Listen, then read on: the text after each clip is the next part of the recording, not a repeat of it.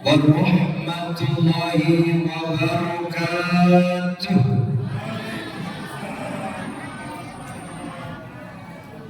Kalau Tuhan membeli ikan, apa jawabannya? Cakap sesuai.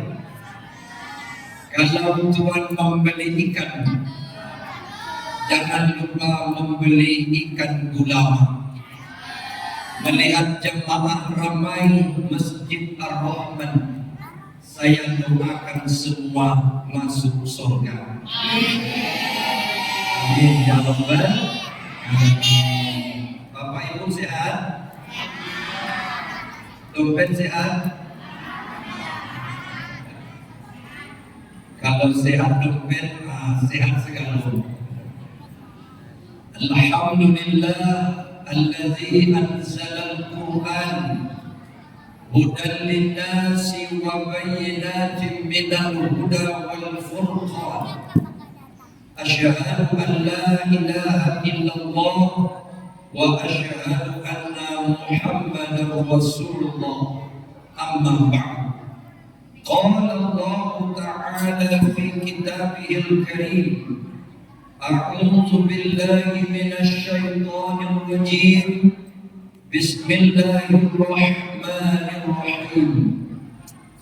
Syahrul Ramadan alladzi unzila fihil Qur'an hudan linnas wa bayyinatin minal huda wal furqan.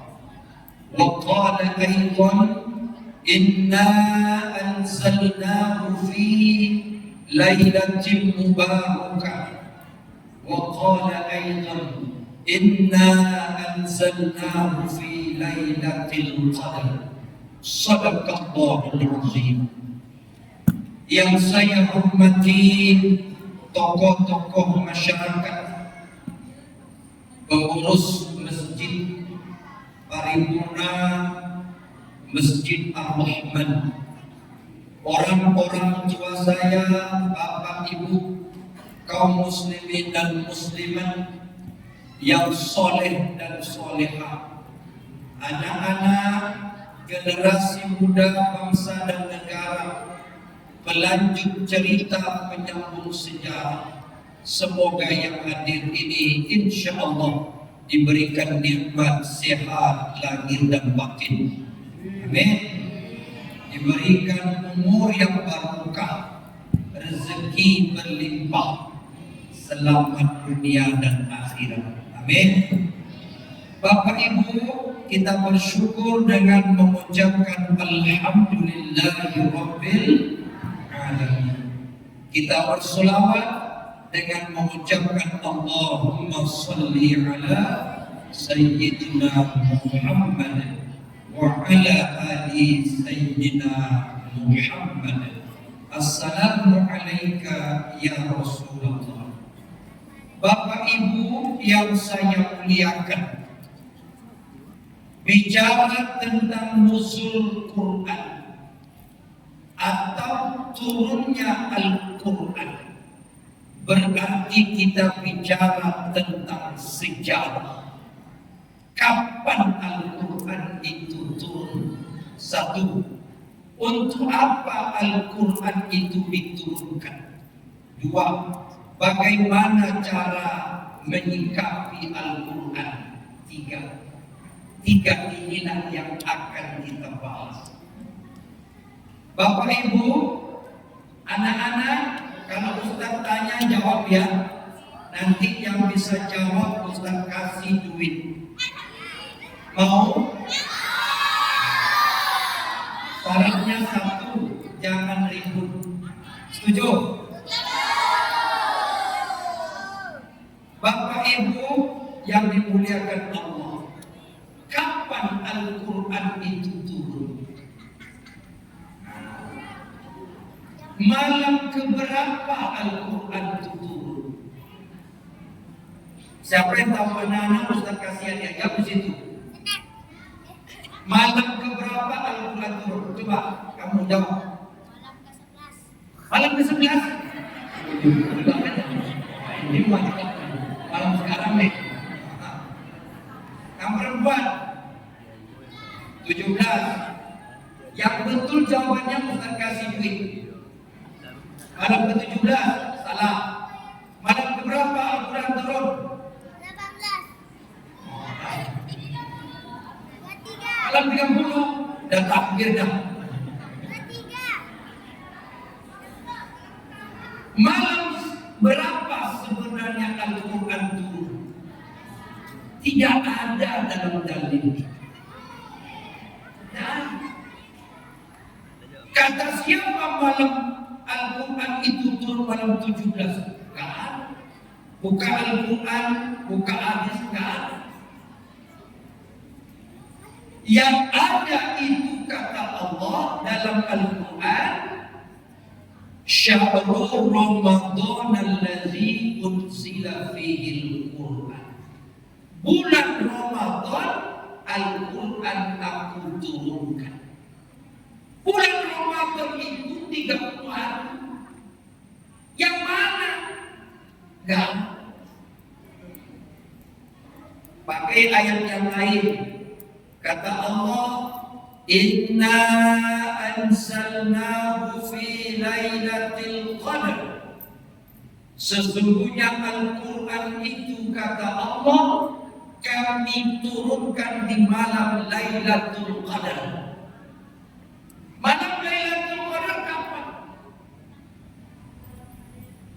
Inna anzalnahu fi lailatin mubarakah. Ad-Dukhan ayat 3. Sesungguhnya Al-Quran kata Allah, kami turunkan pada malam yang berkah. Malam keberapa? Malam berkah itu malam Lailatul Qadar. Malam Lailatul Qadar itu kata Rasul diturunkan oleh Allah pada 10 malam terakhir yang ganjil-ganjil. Makanya banyak masjid-masjid di Pekanbaru buat acara acara apa? Etikaf. Di Nusa Jawa ada etikaf. Tak ada. Kenapa? Al-Quran turun di malam Lailatul Qadar. Nabi itu menerima Al-Quran di malam Lailatul Qadar. Maka Nabi mendapatkan Lailatul Qadar pertama. Turunnya Al-Quran di Gua Hira. Umur Nabi 40 tahun. Kapan Lailatul Qadar itu? Malam 21. Kalau tidak malam 23. Kalau tidak malam 25. Kalau tidak malam 27 atau 29. Antara malam itulah Al-Quran diturunkan. Itu dalilnya. Terus malam 17 dari mana? Jadi awak bapak ibu harus tahu sejarah. Jadi begitu orang Lailatul Qadar orang Lailatul Qadar lawa, nuzul Quran orang nuzul Quran lawa, golak orang golak lawa, yang digolak orang. Itu gunanya taklim, itu guna awak buat di majelis ilmu. Tahu bahwa tak ada malam nuzul Quran itu malam 70, malam 21 atau 23 sampai malam 29. Nah, tapi kenapa di Indonesia sudah menjadi tradisi sejak zaman dulu sampai zaman sekarang kalau malam 17 nuzul Quran. Kan begitu? Dari mana sejarah ini? Tahun 1957 Buya Hamka menjadi ketua MUI, Majelis Ulama Indonesia pertama di zaman Presiden Soekarno. Buya Hamka itu 2 kali jadi MUI, zaman Soekarno, zaman Soeharto. Di zaman Soekarno, ketika Buya Hamka menjadi ketua MUI, masih dekat dengan Soekarno.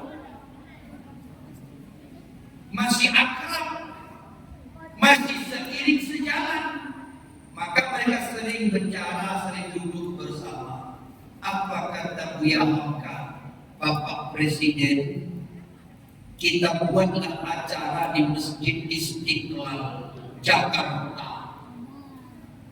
Di malam Ramadan itu satu malam nuzul Quran. Malam apa Buya? Malam 17. Namanya juga memperingati. Memperingati itu kapan aja boleh. Malam 1 Ramadan boleh. Malam 10 Ramadan silakan. Malam 15 silakan. Malam ketiga Ramadan, Bapak Ibu, malam ini malam ketiga kita memperingati nuzul Quran, silakan. Namanya juga memperingati. Bukan berarti malam ketiga itu Al-Quran turun. Bukan berarti malam 17 itu turun. Malam 17 itu ditanya oleh Soekarno, kenapa malam 17 Buya? Kita hubungkan dengan sejarah bangsa kita. Bangsa Indonesia bisa kenal dengan 17 Agustus karena ada 17 rakaat. Seandainya tidak ada 17 rakaat, maka tidak ada 17 Agustus. Lengkap tiba itu. Ampun nayu. Yang 17 rakaat. Artinya kemerdekaan itu atas berkat rahmat Allah. Kenapa dikatakan oleh penyusun undang-undang masa itu, ulama-ulama menyatakan kalau bukan karena orang yang berdoa, umat Islam yang sholat, para orang-orang soleh yang berdoa pada Allah lewat sholat, tidak mungkin Indonesia merdeka. Indonesia merdeka atas berkat rahmat Allah, tertulis dalam undang-undang dasar, pengakuan dari 17 rakaat. Itulah sholat 5 waktu sehari semalam. Artinya adalah bangsa Indonesia ini bisa bebas dari penjajahan Belanda, bantuan Allah, karena banyak ulama-ulama orang soleh yang bermunajat kepada Allah. Kalau tidak dibantu Allah, tidak ada 17 Agustus. 17 rakaat, 17 Agustus dan 17 Ramadan.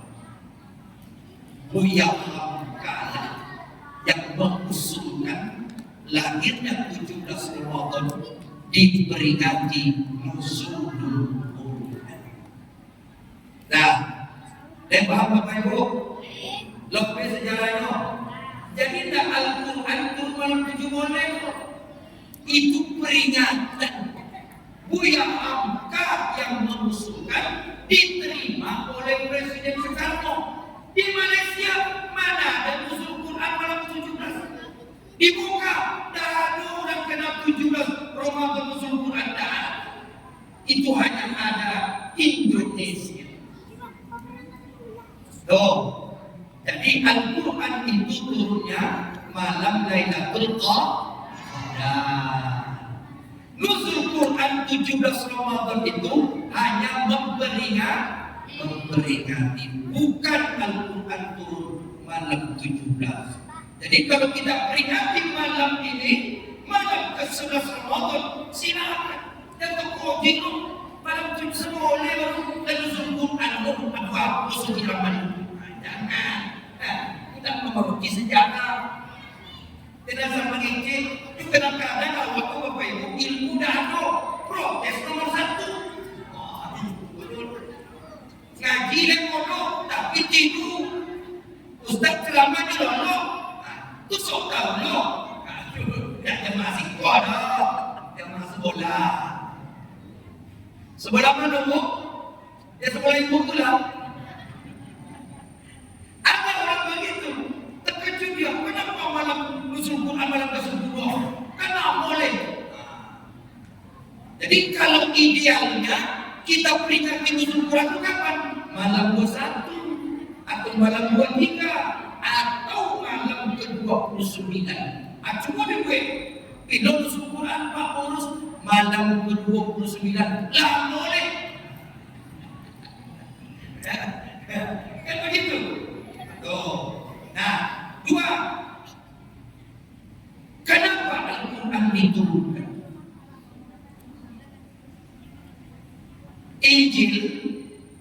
diturunkan kepada Nabi Isa alaihissalam itu berlaku hanya untuk kaum Nasrani. Maka ketika turun Injil berlaku untuk kaum Nasrani, tak berlaku untuk kaum di luar Nasrani. Itu pun tidak dijamin oleh Allah bahwa Injil akan dipelihara oleh Allah. Ketika Nabi Isa diangkat oleh Allah mau dibunuh oleh Raja Romawi, maka Injil pun dibebaskan Allah. Dicampur tangan oleh pastor dan pendeta, berubahlah Injil ke asliannya. Berapa lama Injil itu rusak? 600 tahun. Berapa tahun, Bu? Berapa tahun? 600 tahun, 6 abad, 6 abad. Maka wajar kehidupan di masa kocar kacir. Injil berubah. Al-Hawari, pengikut Nabi Isa 12 orang berkhianat semua, merubah Injil dengan tangannya. Maka Injil tak asli lagi. Yang terjadi hukum rimba, yang terjadi kesesatan, yang terjadi amburadul. Aturan dari Allah sudah besar, turunlah aturan. Jadi berapa jarak Injil sama Al-Quran? 600 tahun. Ulang. Nabi lahir tahun berapa? Masehinya. Anak-anak, ayo, ini 5.000. Nabi lahir tahun berapa? Ke depan. Oh, Ustaz tak bohong. Siapa yang jawab, Ustaz kasih duit. Yang ribut, tak imam. Nabi lahir tahun berapa? 571 Masehi. Masya Allah. Nama siapa? Eza.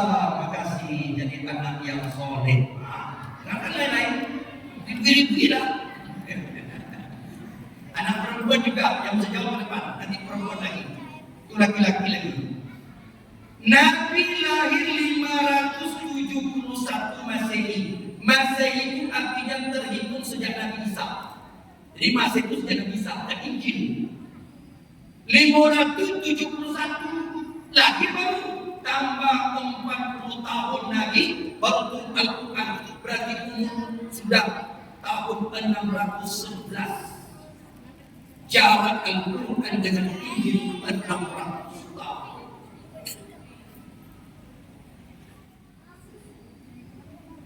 Kehidupan 600 tahun yang rusak itu mesti Nabi perbaiki dengan Al-Quran. Selama berapa tahun? 23 tahun. Oh, berat tugas Nabi. Bayangkanlah, merubah keyakinan orang-orang jahiliyah 600 tahun menyembah Yesus, menyembah patung, menyembah berhala, menyembah pohon-pohon, mesti Nabi ubah dalam waktu relatif singkat. Orang biasa akan bisa. Tak mau. Indonesia, Bapak Ibu, dijajah berapa tahun oleh Belanda, VOC. Berapa tahun kita dijajah oleh Belanda? 300 tahun lebih. Sekarang sudah merdeka Indonesia berapa tahun? 70? Berapa tahun? 81 tahun Indonesia merdeka. Apa betul-betul ikut-ikutnya? Malah semakin parah. Kalau dulu yang menjajah Indonesia orang luar, sekarang yang menjajah Indonesia orang Indonesia. Dulu Indonesia di bawah garis kemiskinan karena dijajah, sekarang pas di garis kemiskinan karena saling menjajah. Dulu Bapak Ibu, awal Indonesia di zaman Belanda, kehidupan orang Indonesia itu di bawah garis kemiskinan. Dulu setelah merdeka Indonesia pas di garis kemiskinan. Oh, jadi merdeka pas terus. Sudah ganti-ganti presiden, belum juga berubah sebagaimana diharapkan oleh undang-undang. Artinya apa? Tidak gampang berubah sesuatu. Nabi itu yang harus diubah. Akhirnya apa Bapak Ibu? Turunlah Iqra. Iqra bismi rabbikal ladzi khalaq. Khalaqal insana min 'alaq. Surat apa? Ayat berapa sampai berapa? Coba perempuan depan. Surat apa? Ayat berapa sampai berapa? Al-Quran turun pertama. Ayo coba. Yang copek ke buku. Anak-anak. Coba sampai cepat. Berlarilah itu baik. Coba. Satu, dua, tiga. Cepat, sepuluh. Kalau begitu dua pertanyaannya. Pertama, pertanyaannya surat apa yang pertama turun? Surat apa? Wah, mantap. Terima kasih. Siapa namanya? Selalu. Ustaz namanya? Hani, kekasih. Kamu pertanyaan apa nih? Udah sambung ke depan kan pas dia bilang pertanyaannya umur berapa Nabi terima Al-Quran itu? 40 tahun. Di mana? Di Korea. Oh mantap. Siapa nama? Kamila. Masya Allah. Kamila perempuan sempurna. Wah, makasih dari anak yang sudah. Dan tadi juga kasihku Hana. Bapak Ibu yang dimuliakan Allah, turunlah Al-Quran. Untuk apa Al-Quran itu turun? Memperbaiki keadaan yang sudah rusak. Maka disebut oleh Allah hudan linnas wa bayyinatin minal huda wal furqan. Pertama, petunjuk bagi manusia. Jadi Bapak Ibu, Ibu buku pedoman, petunjuk kompas dibaca. Nak kemana awak? Dari mana awak? Sedang apa awak? Kau kitabnya awak. Kalau ini kita tak paham, maka hidup kita dua. Yang pertama sesat, yang kedua ikut-ikutan. Begini banyak orang untuk itu tapi ikut-ikutan. Semboyang lawak. Kenapa orang semboyang tak tahu? Puasa lawak. Kenapa orang puasa tak tahu? Maka datanglah Al-Quran. Hudan linnas, petunjuk. Mana Allah? Siapa yang kita sembah? Bagaimana cara menyembah? Di mana Allah? Al-Quran. Maka setelah nuzul Quran ini tahu awak siapa, yang disembah siapa, siapa yang kita ikuti. Tidak ada undang-undang di muka bumi ini sesempurna Al-Quran. Tapi maaf bicara Bapak Ibu, banyak umat Islam tidak mau ikut Al-Quran. Kenapa negara Indonesia tidak mau maju-maju? Kuncinya tidak mau ikut Al-Quran. Selama Indonesia ini tidak mau memakai Al-Quran, demi Allah sampai kiamat kita akan begini-begini saja. Omong kosong. Indonesia akan maju. Indonesia akan bertemu dengan masa emas. Musik, omong kosong, pendusta, munafik. Allah dan Tuhan dikicuan dengan diri selama Al-Quran tak dipakai. Kenapa begitu Ustaz? Yang menciptakan kita Allah, yang tahu tentang hajat kita Allah, yang mengerti hidup ini Allah. Maka Allah tahu kebutuhan manusia. Itulah buku pedoman. Tidak dipakai rusak. Contoh, Toyota punya siapa? Jepang. Ketika orang Jepang membuat Toyota mobil, ada dua diutusnya. Satu namanya engineer. Engineer itu ahli otomotif mesin. Nyo tahu tuh aku cuma kayak itu. Mobil ini bagaimana menggunakannya, menghidupkannya, apa yang ditekan dan sebagainya. Diajarkan ke kita sebagai pembeli konsumen. Jangan kita lawan pula. Jangan kita lawan. Siapa engineer itu? Rasul, utusan Allah. Diciptakan kehidupan. Ada buku panduan. Itulah Al-Quran. Orang Jepang. Jangankan foto. Kipiangin juga ada buku panduan. Yang sosok hebat loh, baca buku panduan. Aku guna listrik kok. Itu enggak. Sudah boleh kipe. Tak pandai kalau makai. Itu aku guna kipe. Bapak pandang kipe kok. Kau dah pakai lah. Tak pandai pakai. Itulah kita pakai. Akhirnya ada yang pakai seenaknya. Pakai mobil tak pandai, buku panduan tak dipandai, tak dipakai, kata engineer tak pernah didengar. Tu setelah dimoli, duit banyak, bawa lioko, main duit tak pandai. Jangankan memakai, main duit tak pandai.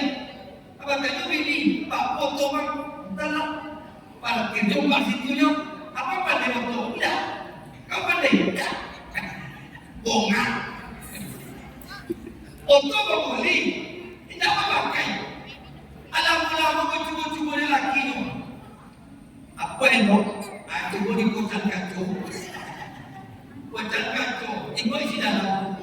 Membuka pandai. Remote ada. Membuka pandai. Buku panduan ada. Dah baca.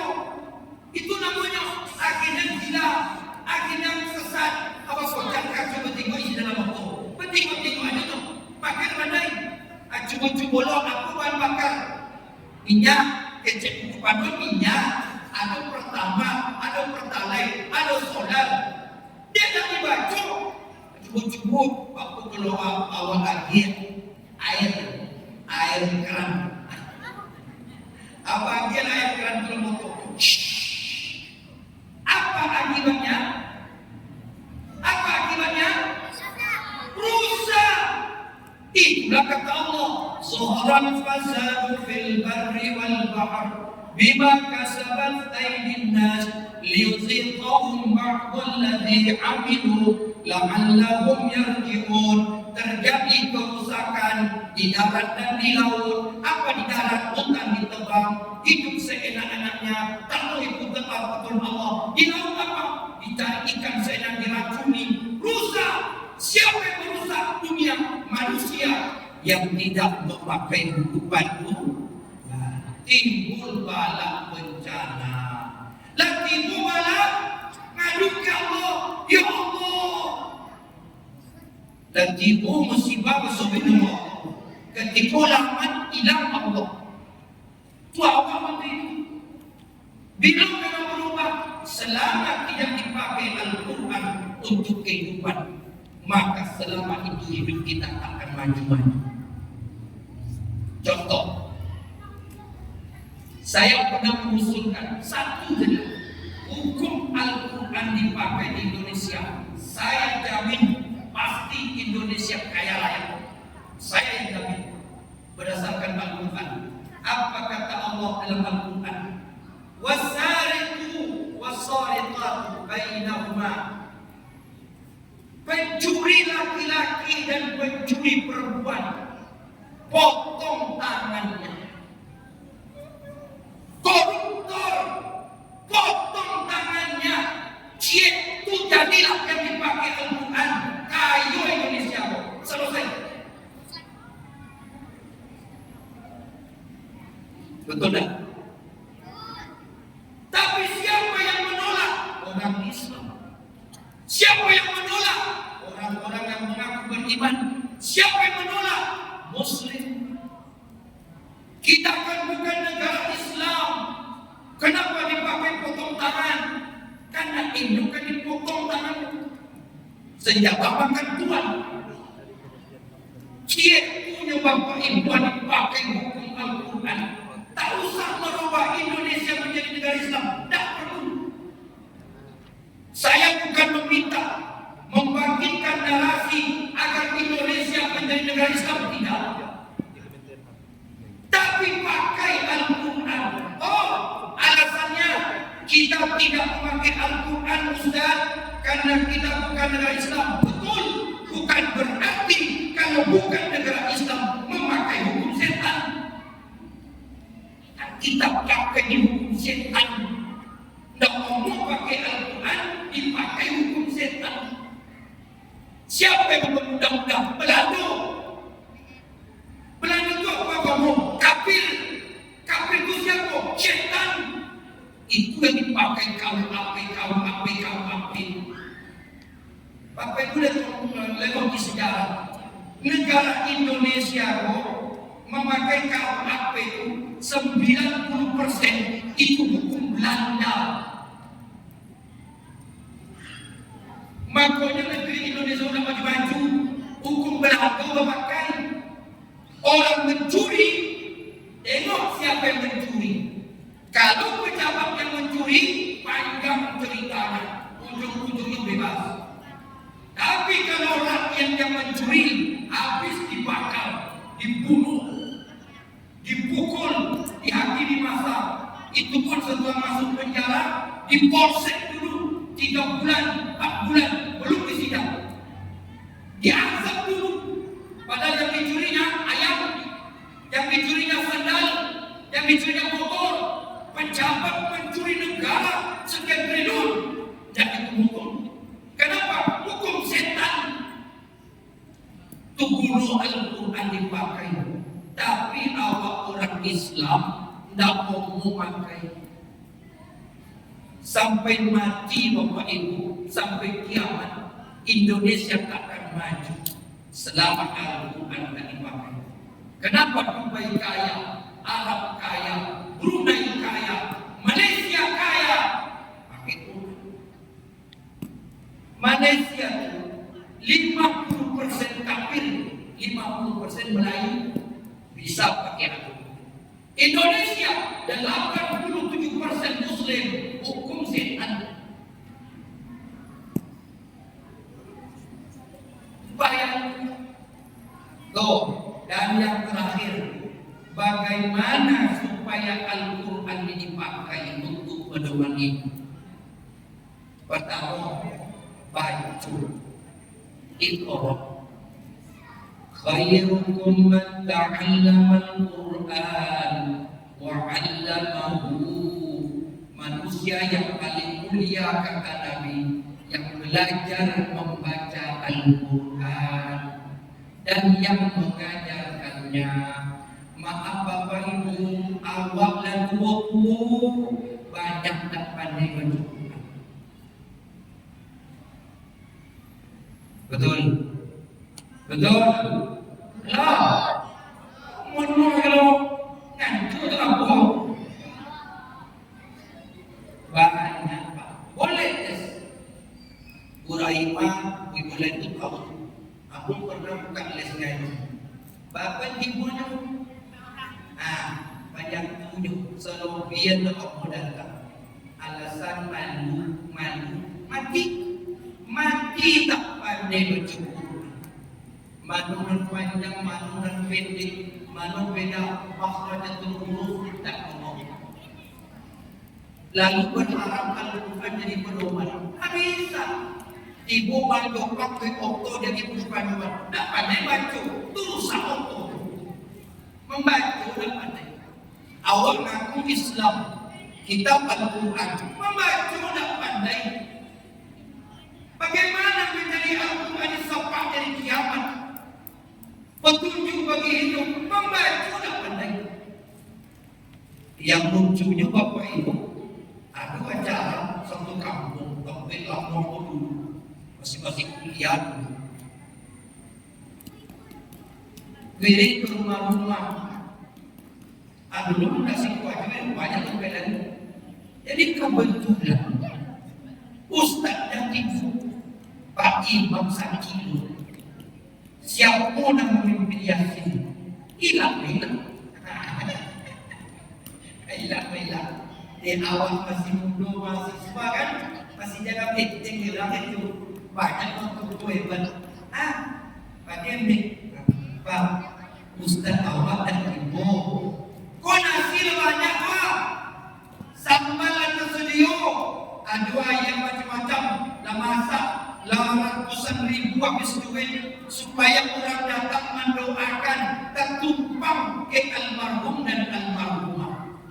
Ustaz dan ibu, Pak Imam sakit. Terus siapa mimpin doa? Siapa menyasin? Tolak menolak.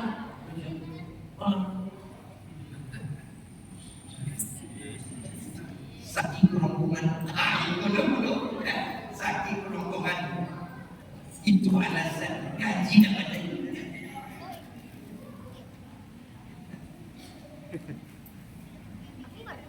Tuh, tolak nenek. Apa? Baca Yasin.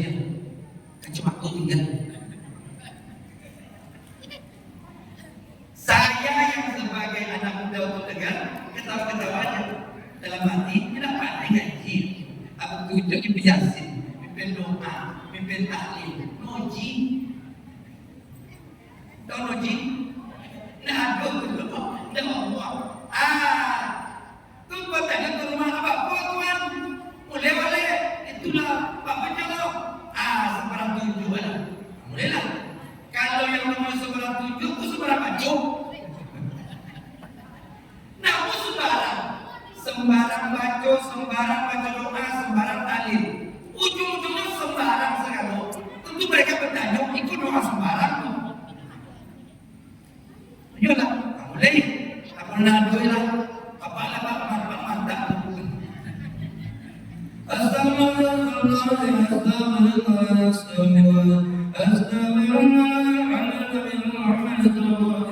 Al-Fatihah. Boleh dibaca orang. Kau kuncinya apa?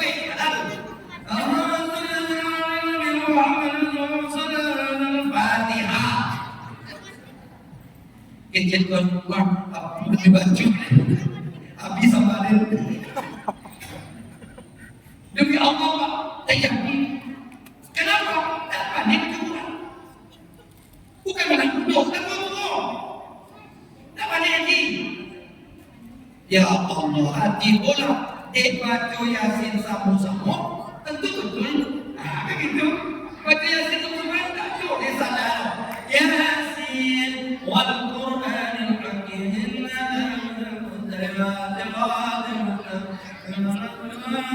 Takir.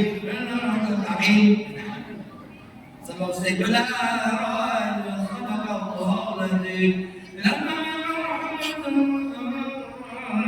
Al-Fatihah.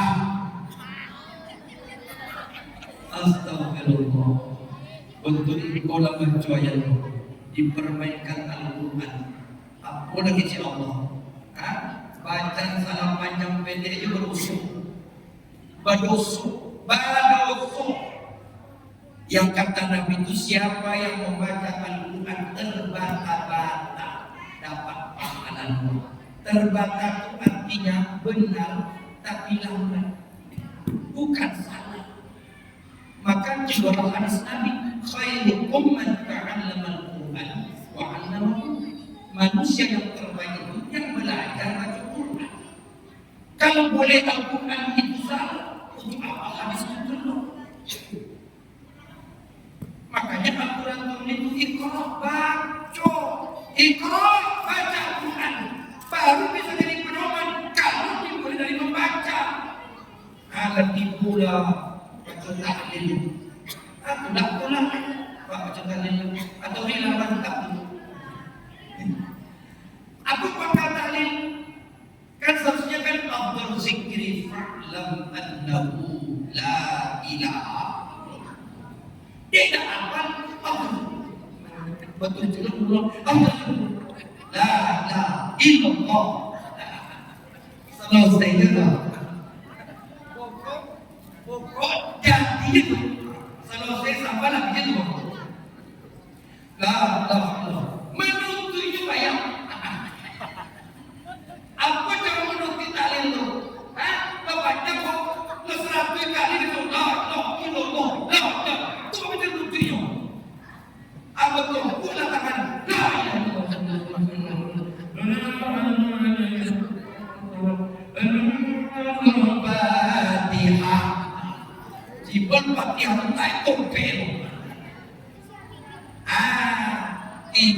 grogi dan baca doa. Siapa yang baca doa? Itulah beliau. Baca doa. Itulah. Mantap. Baca doa bahkan jin sakit orang baca. Itulah mantap. Lah, bingung baca doa.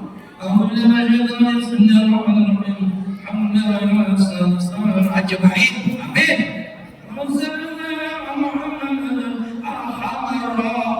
Amin. Amin. Itu terjadi. Betul. Betul. Di kampung orang itu mana dah? Di waktu kuliah, aku jadi mahasiswa tinggal di Saudi. Itu contoh orang tak mau baca Quran. Kini aku ada namanya tahsin. Betul lah di Saudi orang tahsin. Bapak Ibu, jangan mati sebelum pandai membaca Al-Quran. Menyosal beko, menangis di kuburan, merawang di kiamat, solat rajin, puasa rajin, tiap malam tahajud, ngaji dan pandai. Demi Allah, sosek. Ayo buka Al-Quran. Baru bisa mengamalkan.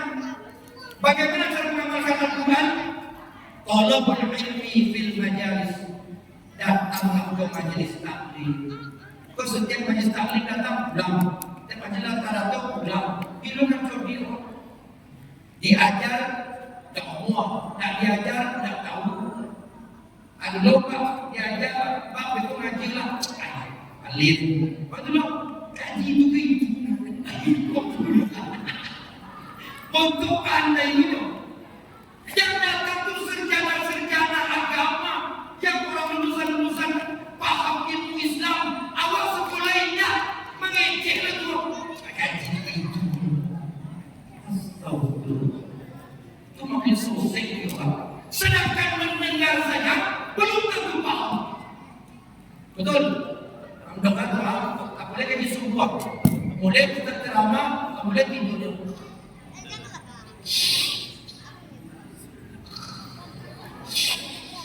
Ada selesai ceramah. Dan apa itu pun dapat rahmat. Itu pun dapat rahmat. Kenapa? Duduk saja diampuni dosa. Boleh sampai serius mendengarkan. Bertanya dulu kok dialog.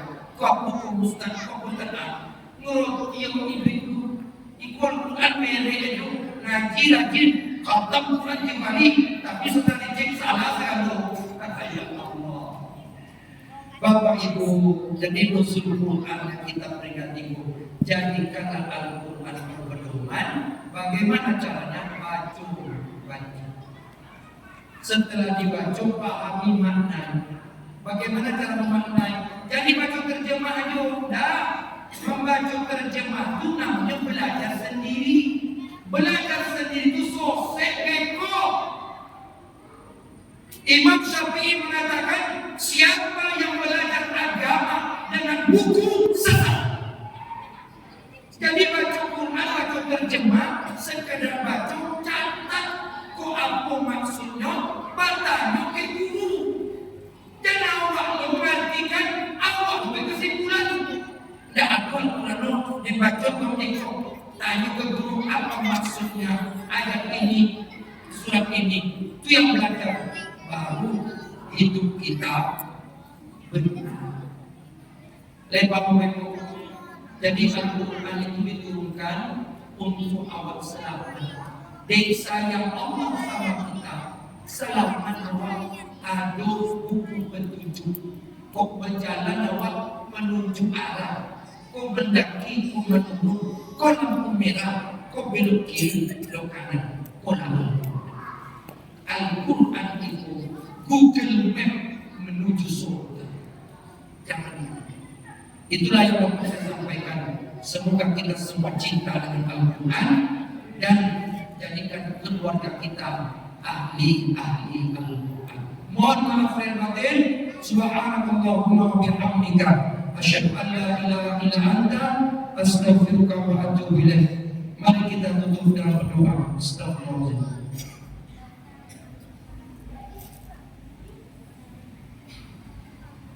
أعوذ بالله من الشيطان الرجيم. بسم الله الرحمن الرحيم. الحمد لله رب العالمين حمد الشاكرين حمد الناعمين حمدا يوافي نعمه ويكافئ مزيده. يا ربنا لك الحمد كما ينبغي لجلال وجهك الكريم وعظيم سلطانك. اللهم صل وسلم وبارك على سيدنا محمد في الأولين والآخرين. اللهم اغفر لنا ذنوبنا ولوالدينا وارحمهما كما ربيانا صغيرا، ولجميع المسلمين والمسلمات والمؤمنين والمؤمنات الأحياء منهم والأموات. اللهم إنا نسألك الهدى والتقى والعفاف والغنى. اللهم نور قلوبنا بتلاوة القرآن ونور قلوبنا بالهداية برحمتك يا أرحم الراحمين. اللهم اهدنا الصراط المستقيم صراط الذين أنعمت عليهم من النبيين والصديقين والشهداء والصالحين. اللهم ربنا تقبل منا صلاتنا وصيامنا إنك أنت السميع العليم، وتب علينا يا الله إنك أنت التواب الرحيم. ربنا آتنا في الدنيا حسنة وفي الآخرة حسنة وقنا عذاب النار والحمد لله رب العالمين. Mohon maaf. Wassalamualaikum warahmatullahi